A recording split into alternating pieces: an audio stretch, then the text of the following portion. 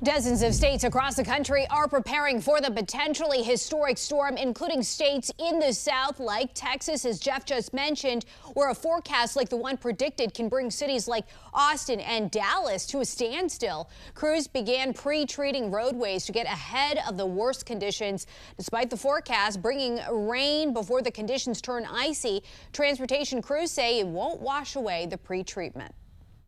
When we put our saltwater solution down, it dries. If you've seen it on the roadway, it looks like pinstripes down the lane of the roadway.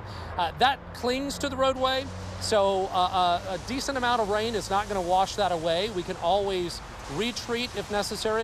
When moisture hits the brine put down, it activates it. The department is treating the most heavily traveled roads in central Texas first, but crews advise you stay off the roadways this weekend, even if your vehicle has four-wheel drive, because the conditions from this storm obviously can change quickly. We will continue to track this storm for you, both on air and online, as it makes its way across the U.S.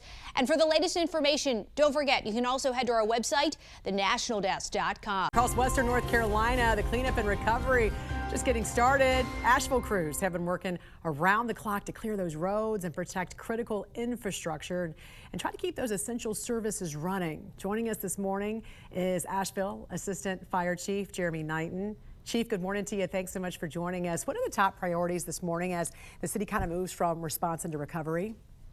Absolutely. The top priorities here are just we still have some winds. We still have some low temperatures. We're trying to get out there and assess all of those secondary roads now. The main thoroughfares are clear. However, our emergency response plans and our emergency operations plan is still in effect. I'm in the EOC now, which we're still activated. But I think the biggest thing is just to let people know that we're trying to get things turned back on. Our transit, the mobility of our community is very, very important. And so we're trying to work toward the safest restoration of those services as we can. What are you seeing? What are the biggest challenges you guys are seeing right now as far as the progress that's been made overnight? Where are crews still focused? Like I said earlier, some of the different, based upon our topography, different parts of our community, shaded a little bit different. In the city of Asheville, we have 400 miles of roads that our crews used, 41 different crew members and 30 pieces of equipment through the night, and have been going through the night for 3 days, trying to make this recovery as quick as we can so we can get back to normal. What should residents expect today?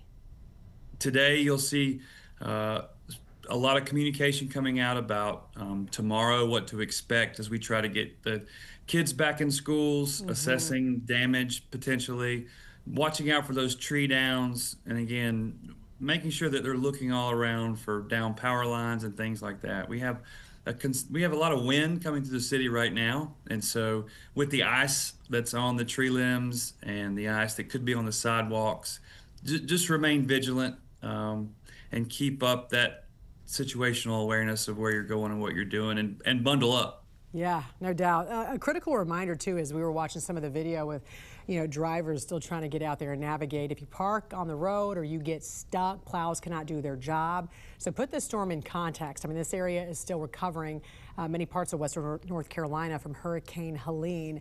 How did lessons from that storm shape how Asheville handled this winter storm and this recovery phase? Absolutely. Just like we did during Helene, our community stepped up to help us. We were able to mobilize very, very quickly through close communication and coordination with all of our partners, our business community. We gave some instructions. We opened up our parking decks. And so it was a true whole community approach in response to this storm. And a lot of those lessons we learned in Helene, again, a lot of folks, there's still some vulnerabilities out there. Our partnerships with our energy partners and even the business community, it was a good chance for us to reignite some of those relationships and touch base. And so there was a lot of old friends that we talked to on the phone, and as well as in person, that we and sometimes hadn't seen since then. But yeah, so it's good. We're in good shape now as the roads begin to clear up. Hopefully the sun comes out today and we get back to normal. But again, the cold that we're experiencing is not out of the woods yet. And I was going to say, even with the sun out, it's very deceptive because when the temperatures start to plummet, doesn't matter when the sun is out. It still feels just brutal out there. We call it the frozen tundra for a reason because we know a lot of that ice and that some of the rain or some of the sleet can also be refreezing as well. Assistant Fire Chief Jeremy Knighton from Asheville, North Carolina. Thank you for the update and for your leadership. Thanks for joining us. We appreciate it. Absolutely. Thank you. Temperatures have dropped into the single digits in some areas. Wind chills dipping even below zero in many states. And joining us right now is storm chaser Brett Adair with new video from Mississippi and Alabama. Brett, good morning to you. You currently are in Alabama, which did get hit with that ice storm. What are conditions like right now, and how have they changed since the storm hit over the weekend? Well, it's funny, Jan, that you mentioned the black ice situation. We dealt with some of that on our way back from Mississippi over to northwest Alabama last night. We had rainfall here in northwest Alabama, actually, that melted some of that ice in the Florence area off the trees, off the homes, off the roadways. But as the temperatures dropped from the mid-30s back into the low 20s, it literally flash froze on the roadways. So we had numerous accidents around here. But just to the west, we saw just significant icing, 1 to 2 inches of ice accumulation from the Mississippi Delta region up into northeast Mississippi and southern middle Tennessee going up toward the Nashville area.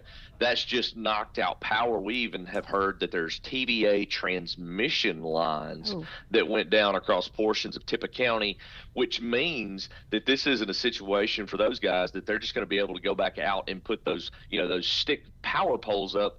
The main large metal transmission lines went down. So this is a situation where you may have a week or weeks, plural, without power in some areas there. That is frightening. And when you talk about 1 to 2 inches, that is significant. That's a significant amount of ice. What's different about this storm? And is that really the biggest danger right now, the ice? Well, the ice and the cold, because we're not expected to get above freezing for several days, and that's the big issue.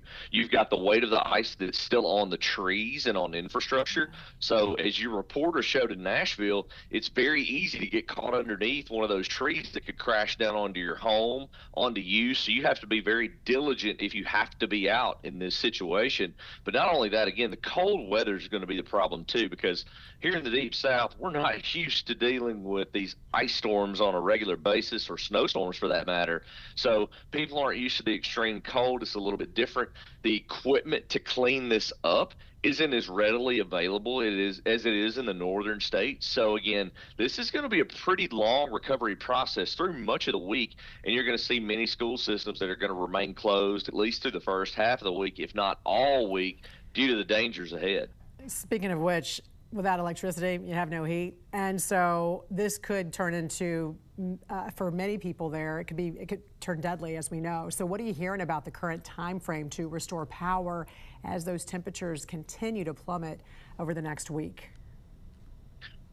Well, a lot of crews didn't even get out yesterday because some of the power companies deemed it too dangerous to work, which is totally understandable with all the ice.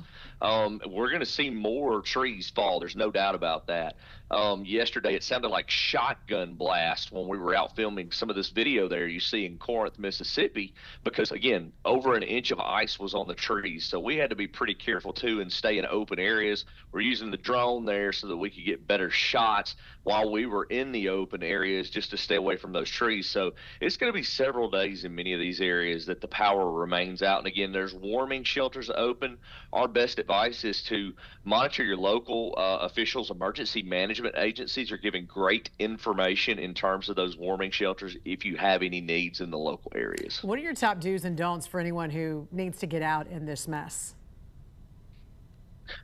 Well, the biggest thing is if you're in one of these areas that was hardest hit, if you don't have to get out and you have power, don't. If you do, you just have to be extremely careful, again, because the roadways still have some ice compaction.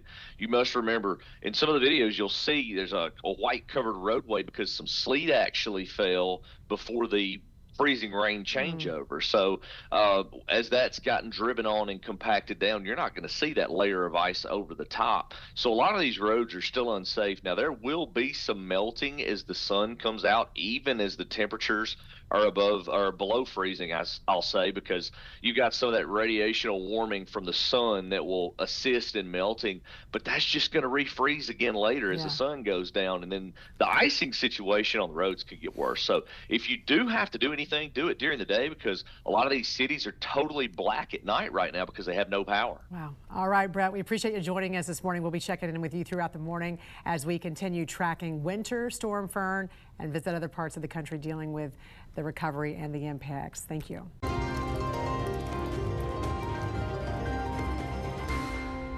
Ice and down power lines becoming a mess in parts of the South, still dealing with massive power outages. Crews are racing to restore power and heat to more than 800,000 Americans across the country as the threat of even colder temperatures is expected to sweep across the southeast.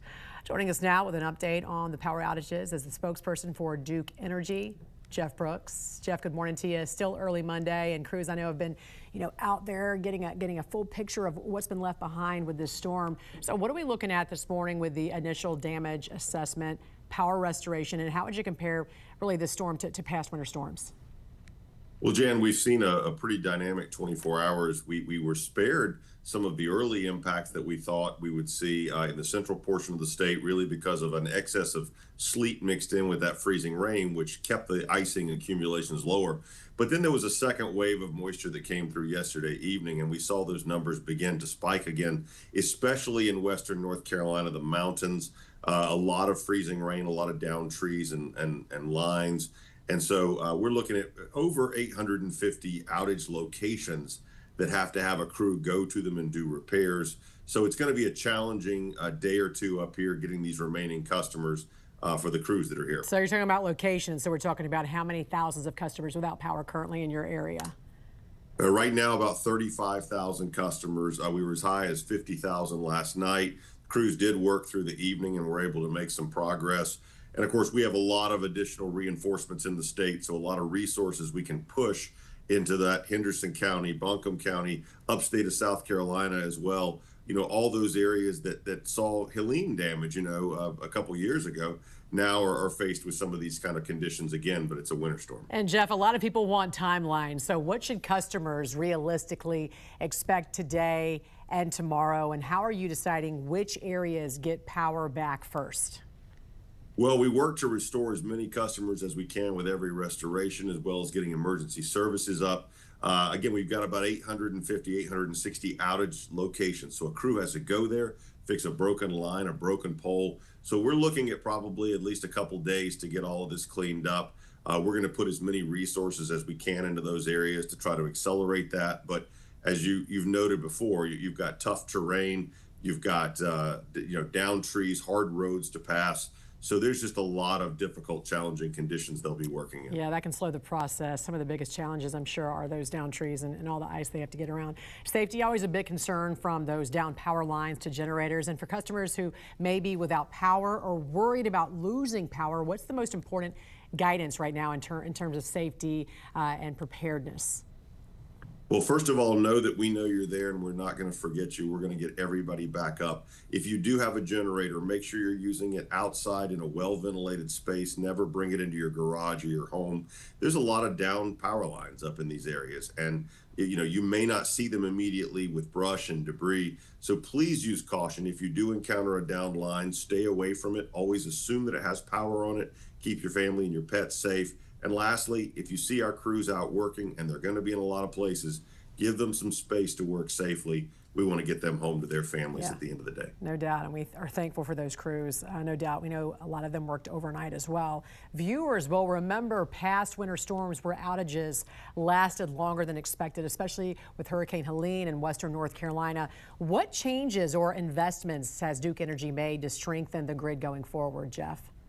Well, we've been upgrading poles and lines all across our service area, making them stronger and more resistant to outages from severe weather. We've also added new technology like self-healing technology that can detect outages and look for ways to reroute power to restore service faster. And then, of course, the refinements we make every storm and learn with our storm process, the ability to bring in crews from out of state, from 40 plus states that are here helping us. All of that is an evolution of the lessons we've learned from storms over the years to get better and better to serve our customers. How many crews you got working right now?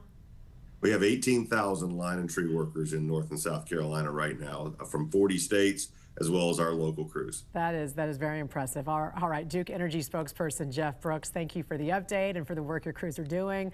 We're going to continue to track restoration efforts and bring you the latest throughout the morning, of course. Thank you very much. And the federal government in D.C. closed today because of the weather. Federal agencies and crews, though, are standing by, ready to assist states hit by the massive winter storm. The National News Desk's Atra Elnishar joining us live from Capitol Hill with more on the Trump administration's disaster response. Good morning to you, Atra. Hey, good morning, Jan. Yeah, D.C. is shut down today. Very few roads are plowed. Lawmakers, we don't expect to see a single one of them around Capitol Hill this morning. So you were mentioning earlier that President Trump began approving those emergency declarations for about a dozen states in the storm's path. And most of those are in the southeast and just aren't used to all this snow. They haven't invested in the infrastructure. Folks aren't used to the frigid temperatures. Like you said, Mississippi, Kentucky, Tennessee, etc. So what these declarations do is they give states access to federal resources to supplement their state's response. According to FEMA, Jan, across their distribution centers, stockpiles include 300 generators and 7 million meals. The agency also has 27 urban search and rescue task forces standing ready if governors request them. In total, about 900 staff from across FEMA and other federal agencies are deployed to these affected states. Now, earlier this month, the Trump administration started the process of laying off hundreds of FEMA disaster personnel, but put that on pause ahead of this storm. I'm Atra Elnishar for the National News Desk, America's News Now.